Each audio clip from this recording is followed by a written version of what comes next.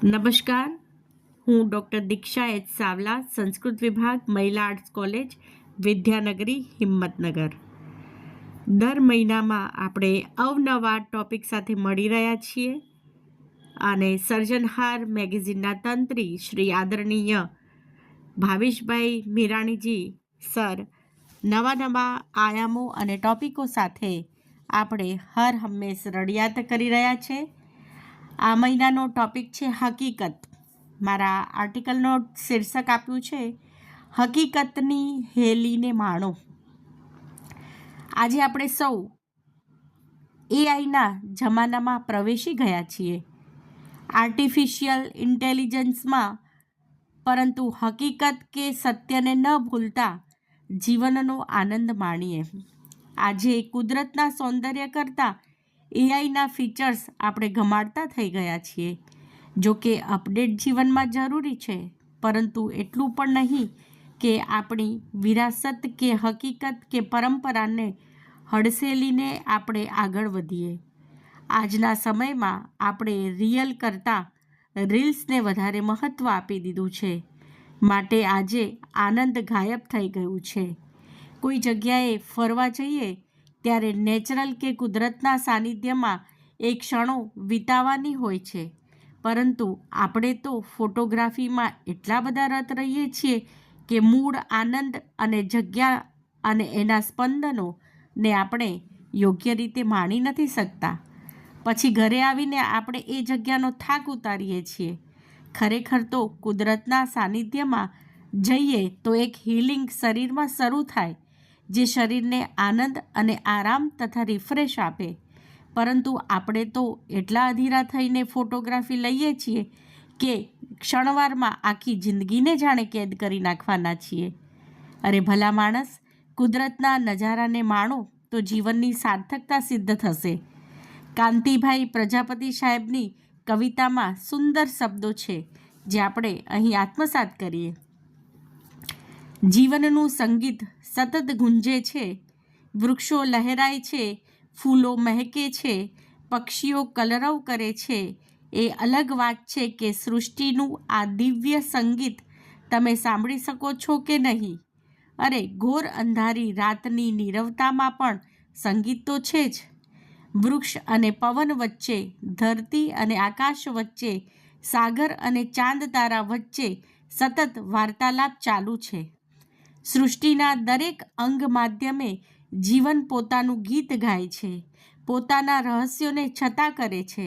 આપણને કદાચ નથી સંભળાતા, પણ શાશ્વતની સરવાણીના જીવતરની બોધ કથાઓના પડઘા અત્ર તત્ર અને સર્વત્ર ગુંજે છે. આપણે એને ધ્યાનથી સાંભળીએ તો જીવન ધન્ય થઈ જશે. આવી સુંદર કવિતાને આપણે જ્યારે કુદરતના સાનિધ્યથી આત્મસાત કરીશું તો ખરેખર આજના જમાનામાં જે નિરાશા, ડિપ્રેશન વગેરે જેવા શબ્દો છે એને નાબૂદ કરીને સતચિત અને આનંદની પરંપરાને આપણે આગળ ધપાવી શકીશું.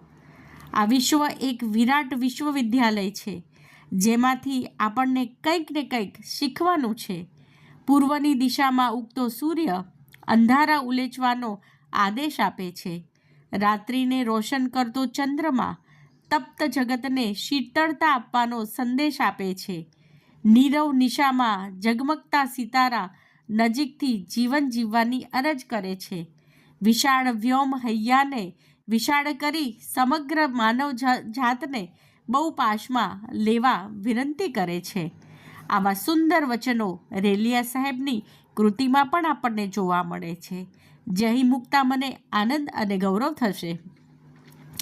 વૃક્ષોના માળામાં બેઠેલા વિહગ કહે છે, તમારી ચણ મળી જાય પછી જીવને જપ આપીને શાંતિથી બેસો. પતંગિયા કહે છે કે અમે પરાગરજ લઈએ છીએ, પરંતુ પુષ્પના સૌંદર્યને ક્યારે પણ ખંડિત નથી કરતા. તો હે માનવ, તું પણ ગુણગ્રાહી બન. જીવનમાં આટલી દોડ શાની છે? જીવન તો ખરેખર હરીફાઈથી નહીં, પરંતુ હરેક ક્ષણ માણવાથી થાય છે. વૃક્ષના થડને વીંટળાયેલી લતાઓ કહે છે કે હે માનવ, તું સંસારના રણમાં પ્રભુ ભક્તિના થડને પકડી લે. કોયલનો કલરવ એ કોલાહલ નહીં, પણ માનવ સંસારરૂપી કલરવની વાત કરે છે. સતત વહેવામાં જિંદગી છે. સતત વહેતી નદીમાંથી શીખવા મળે છે કે એનું લક્ષ્ય સાગર મિલન છે, ત્યારે માનવનું લક્ષ્ય પ્રભુ મિલન છે.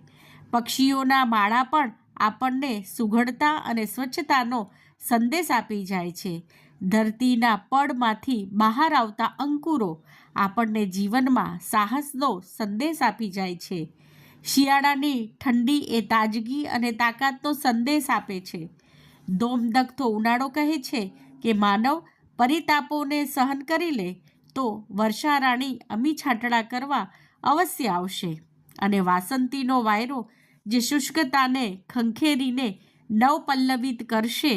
કમળ કહે છે કે પ્રત્યેક પાંદડી જેવું જીવન ખીલવ. હિમાલય એ ઉત્તંગ શિખરો સર કરવા પડકાર ફેંકે છે.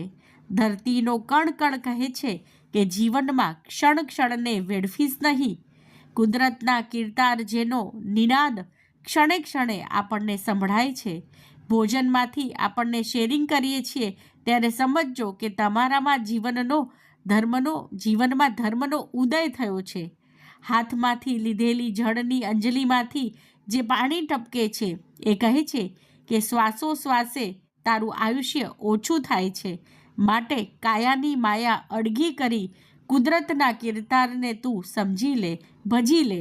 પદ પ્રતિષ્ઠા અને પૈસાથી પર થઈને પાયાનો પથ્થર બનવાની વાત કહે છે. જોડવાનું કામ કરશો તો ઊંચું સ્થાન મળશે અને તોડવાનું કામ કરશો તો નીચું સ્થાન મળશે. અગરબત્તી પોતે બળીને બીજાને સુગંધિત કરે છે, વાતાવરણને આહલાદક બનાવે છે. એ પણ આપણા જીવનનું સંદેશ છે. ધરતીની ધૂળમાં રહેલો થાંભલો કહે છે કે હે માનવ, તું થા ભલો. માતૃભૂમિના ઋણથી હંમેશ જીવન આહલાદિત કરવાનું હોય. ગુલશનમાં મહેકતું પુષ્પ કહે છે કે ખૂબ મહેકો પરંતુ બહેકો નહીં. દિવ્ય દીપક સંદેશ આપે છે કે હે માનવ, તારા જીવનની જ્યોતને જ્ઞાનના સૂર્ય તરફ ઉઠાવ. હે માનવ, તારા ચિત્તને ચિત્રકૂટ બનાવ. રામચંદ્રનું અવતરણ જાતે જ થશે. મુખમાંથી વિદાય થયેલા દાંત કહે છે કે અમે જન્મ પાછળથી આવ્યા પરંતુ કઠોર બનીને રહ્યા તો મોડા આવ્યા ને વહેલા જતા રહીએ, પરંતુ જીભ તો કોમળ બનીને રહી તો જન્મ સાથે આવી અને મરણ સુધી સાથે રહેશે. દાંત જેવા કઠોર નહીં પરંતુ જીવનમાં જીભ જેવા કોમળ બનો. મનોહર રંગોથી શોભતું મોરપીંછ કહે છે કે કૃષ્ણ અવતારમાં મુગટમાં અમને ધારણ કરાયા. તું તારા થોડા શ્વાસ પ્રભુ કાર્યમાં વાપરશે તો પ્રભુ સ્વયં તેના મુગટમણીમાં તને સ્થાન આપશે. જમીન પર ચાલતી કીડીઓ એકતાનું પ્રતીક દર્શાવે છે. વસુધૈવ કુટુંબકમની ભાવના આપણામાં અવિરત હોવી જોઈએ. આપણી ભારતની ભૂમિ એટલી દિવ્ય અને ભવ્ય છે કે એનો કણે કણ આપણને આનંદિત કરે છે. આમ જીવનમાં અનુકંપાનું અંજન આંજીને તથા સંસ્કારનું ચંદન લઈને ભાવભક્તિથી યુક્ત તથા ભીતરથી સ્વસ્થ અને સરળ તથા સહજ થઈને જીવન જીવીશ અને સેવાની સુવાસ, માનવતાની મહેક અને પરોપકારનો પરિમલ વહેતો કરીશું તો ચોક્કસ બ્રહ્માંડમાંથી એક શક્તિ જે આપણા પિંડમાં છે તે ચોક્કસથી પ્રગટ થશે અને આપણે એ દિવ્ય અનુભૂતિ કરીને આ જીવનની સાર્થકતાને સિદ્ધ કરી શકીશું. બાકી તો રીલ્સમાં જીવન પૂરું થશે તો રિયલ આનંદ અને પામી નથી શકવાના. તો ચાલો હકીકતની હેલીમાં જીવીએ અને હકીકતની સાથે અને હકીકતમાં જીવીએ તો દુનિયાની કોઈ તાકાત એ હેલીને હલાવી નહીં શકે. હકીકતનો હુકમનો જો સિક્કો બહુ જોરદાર છે, જે ખખડતો નથી પરંતુ મૌન રહીને ઘણા બધા કિરદાર નિભાવી જાણે છે. તો ચલો હકીકતના હેલીમાં જીવીએ અને અન્યને પણ જીવાડીએ અને જીવનને પુલકત કરીએ. તો એ આશા સાથે શુભમ ભૂયાત. નમસ્કાર, ધન્યવાદ.